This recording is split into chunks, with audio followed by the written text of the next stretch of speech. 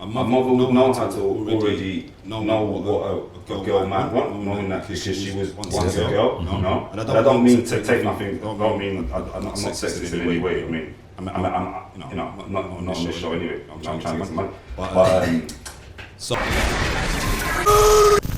who had the talk with you?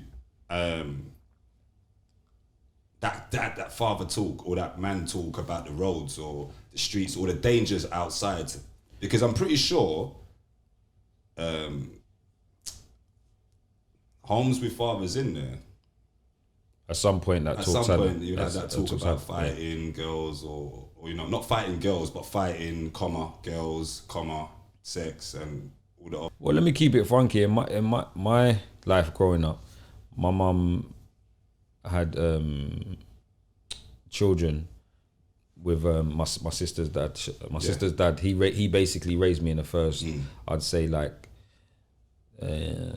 call it between 7 and 10 years of my life. Yeah. When they separated, before that time, he would have been the go-to. But most of it, even him, because again, a lot of the men in some people's lives, they don't really understand themselves. They're just. I wouldn't say they're winging it, but they're just doing what was done to them. They're just going with the flow kind of thing. Now, I think I learned things from him. I learned pride.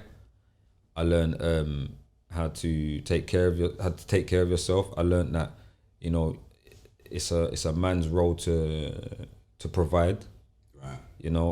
I learned even a bit of and this is growing up because I called him dad. Like my whole life, you know what I'm saying? So, and that's how he made me feel, to call him dad, you know what I'm saying? Like he didn't make me feel it was some type of way or nothing, you know what I mean? So I feel like initially that was the person that I would learn things, learn what being a man was from him, right. But that, as I said, that didn't really last too long because that's like age 10. So a lot of the stuff I was learning was self-taught or from my mother.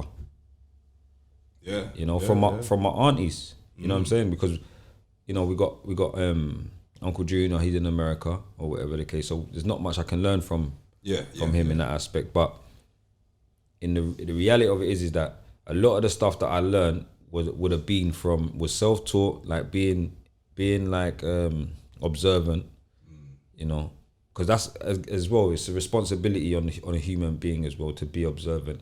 Not saying that everyone can be, but it's I feel that it's a responsibility on a human being to be observant. If you know that the fire is hot and you touch it once, you know not to touch it again. Right. So that's a certain level of you got to have your own mind. Exactly. Yeah.